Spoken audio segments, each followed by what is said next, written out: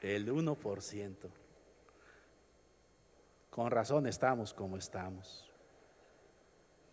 Si la palabra de Dios no ocupa su lugar en nuestro corazón, si Jesús no nos explica las Escrituras, si no leemos la palabra, si no la meditamos, si no oramos con ella, si no la vivimos, si no la proclamamos, con razón el mundo está como está. El secreto de estos dos para volver a Jerusalén es que Jesús les explicaba las Escrituras. ¿Cuántos de ustedes están enamorados de la palabra de Dios, de la Biblia? Sí, nomás que hoy no la trajeron, la dejaron bien guardadita, muy bien.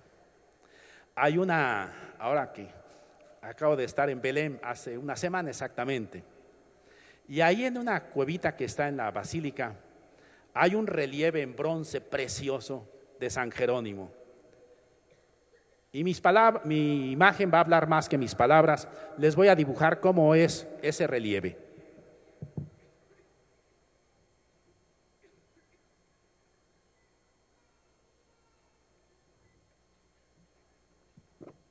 Así está San Jerónimo, abrazando la palabra de Dios. ¿Por qué? Porque Jerónimo estaba enamorado de la palabra de Dios y gastó toda su vida en traducir los textos sagrados al latín, que era la lengua común en aquel siglo IV. Y allí se pasó toda su vida consagrado a la palabra y amaba la palabra. Y por eso la iglesia hoy lo llama el máximo intérprete de las Sagradas Escrituras, a San Jerónimo, que se echaba sus pleitos con San Agustín también, ¿Sabían eso de pleitos entre santos? Desde que Pedro se peleó con Pablo y Pablo con Pedro, los santos se pelean, por eso nos peleamos nosotros, ¿verdad? Por eso nos peleamos los santos, ¿verdad? Qué bueno. Pues San Jerónimo se peleaba con San Agustín y San Agustín con San Jerónimo. ¿Por qué? ¿Saben por qué? Nomás no se los vayan a decir a ellos. Porque eran puerquitos espines que tenían espinas, pero decidieron mantener la comunión en la iglesia y a pesar de sus diferencias, hacer la comunión de iglesia, de comunidad, de familia de Dios.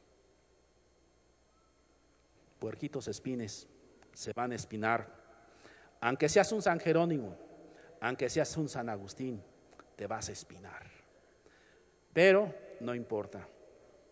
Si eso sirve para que yo, Jerónimo, siga traduciendo la palabra y deje a la humanidad y a toda la historia de la iglesia los santos libros traducidos al latín, la Vulgata, en latín vulgar de aquellos tiempos, que fue lo que hizo San Jerónimo en esa cueva de Belén.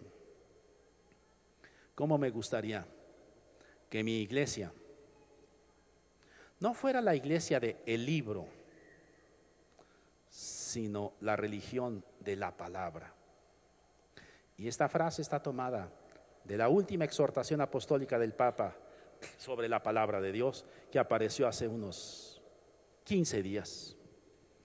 Yo no les voy a revelar el secreto, pero yo la tuve un día antes de que apareciera y me la leí toda y la estudié y la tengo bien subrayada.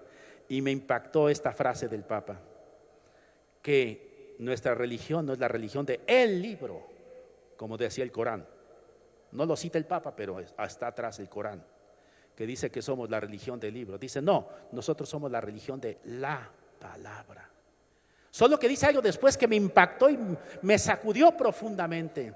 Solo que esa palabra, dice el Papa, tiene un perfil, tiene un rostro y tiene un nombre. Se llama Jesús. La palabra es Jesús, Jesús es la palabra. Amén.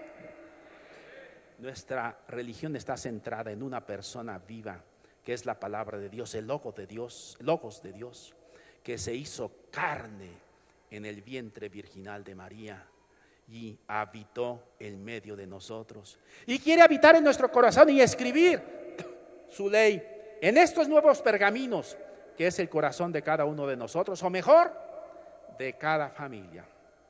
Amén. La palabra de Dios. No sé cómo tengo el tiempo todavía, pero ¿les quieren que les cuente algo? Bueno, nomás porque insisten mucho se los voy a contar. Yo desde la edad de unos 17, 18 años compré mi primer Nuevo Testamento y me puse a leerlo. En aquel tiempo ya se había escrito el Nuevo Testamento, no crean que tengo tantos años, pero en fin. Leí y leía la Biblia. Después me puse a de veras leerla y estudiarla cuando todavía no se abría, todavía no era el Concilio Vaticano II. Así que ya más o menos pueden calcular mi edad. Y a los 22, 23 años tomé todo un curso de Biblia en el Instituto de Sagradas Escrituras de la Ciudad de México. Terminando el curso, el director me dice: ¿no quieres dar clases de Biblia? Sí, ¿cómo no? Y a los 24 años comencé a dar clases de Biblia. Todos mis alumnos eran mayores que yo. Todos tenían más edad que yo. Yo era apenas un muchacho de 24 años. Y yo me sentía muy orgulloso de ser maestro de Biblia. ¿Y saben qué hice? Me aprendí muchos textos bíblicos de memoria.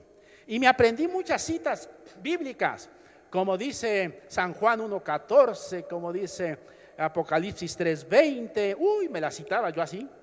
Y la gente cuando me oía decía: ¡ah!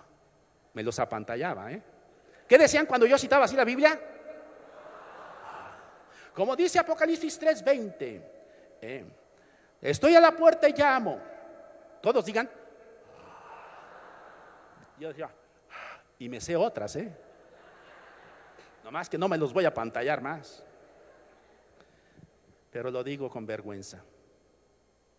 La palabra estaba aquí, en la cabeza. No había bajado al corazón. Me interesaba, pero no la amaba. La repetía, pero no la vivía. Hasta un día, bendito día, no tendré toda la eternidad suficientemente tiempo para agradecer ese 3 de diciembre de 1971, cuando gracias a una nueva efusión del Espíritu Santo en mi corazón, la palabra cambió y Dios la bajó a mi corazón y comencé a amarla y comencé a entenderla y comencé a predicarla de una manera diferente. Antes yo, para dar un tema, una conferencia, tenía que leer todo. Y un día el Señor me dijo: si tú que estudiaste no puedes decirlo sin leerlo, ¿cómo quieres que los demás lo entiendan? Ah, pues sí, ¿verdad? Es que yo hablaba de lo que tenía en la cabeza, que no me había bajado al corazón. Pero gracias a Jesús, en ese 3 de diciembre de 1971, cambió mi relación con la palabra de Dios. Y ahora la amo. Trato de vivirla. La predico. Rezo con ella. Y mi Biblia está marcada por tantas veces que mis manos han pasado por ella. Muchas veces con lágrimas también he regado estas hojas. Muchas veces con alegrías también, ¿por qué no? A veces duermo con ella cuando es necesario. ¿Por qué? Porque Dios me ha dado amor a la palabra de Dios y siento que esta es mi misión en mi iglesia católica. Hacer que mi iglesia ame la palabra, lea la palabra, lleve la palabra, rece con la palabra, viva la palabra. Amén.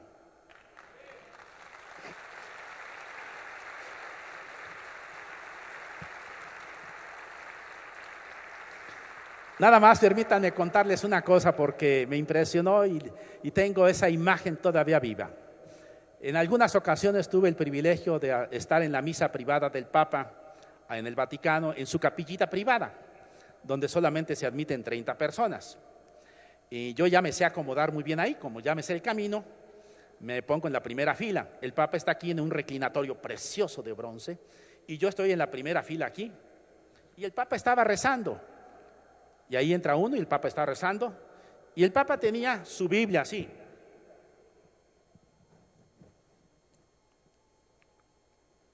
Le hacía el Papa así. Seguía leyendo la palabra, tomaba salivita papal. Y con todo respeto lo digo, toda la parte superior derecha de todas las hojas de la Biblia del Papa, con mugrita papal. ¿Por qué? Porque era el Papa de la palabra. Porque el Papa leía, amaba, predicaba la palabra de Dios, Juan Pablo II.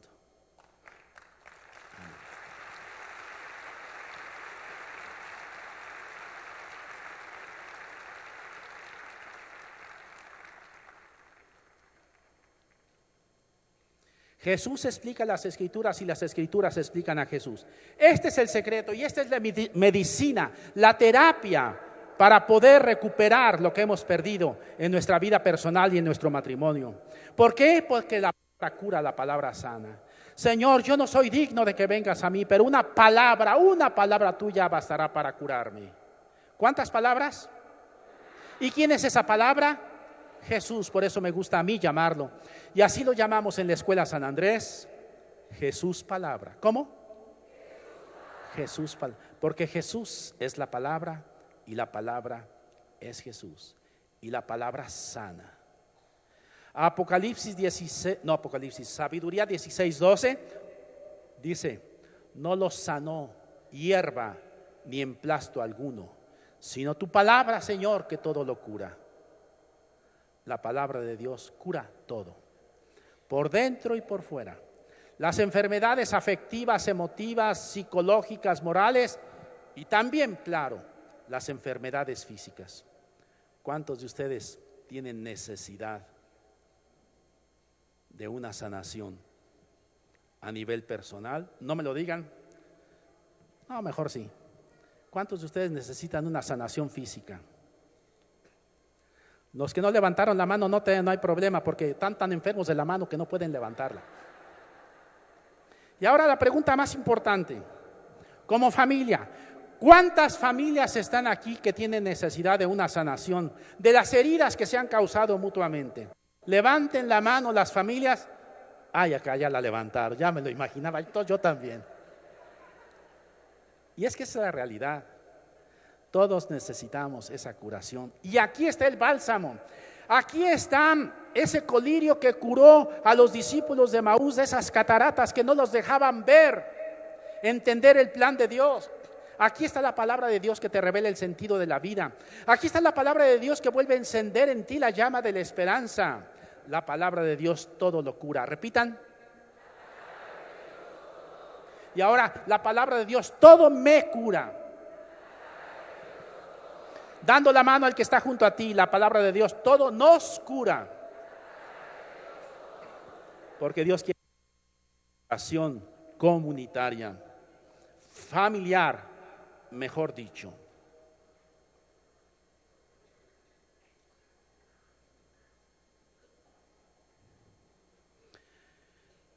Hemos llegado pues a este secreto. Ya tenemos el secreto. Lo resumimos en una frase. ¿No ardía nuestro corazón mientras nos explicaba las Escrituras por el camino? Hacía arder un corazón.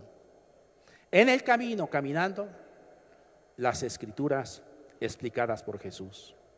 Porque es Jesús el que explica las Escrituras, pero al mismo tiempo es como el reflujo del mar. Son las Escrituras que explican a Jesús. Repito la frase. Jesús explica las Escrituras. Ustedes van a decir de aquí para acá, Jesús explica las Escrituras. Y ustedes, las Escrituras explican a Jesús. Ustedes, más fuerte. Más fuerte. Lo más fuerte posible.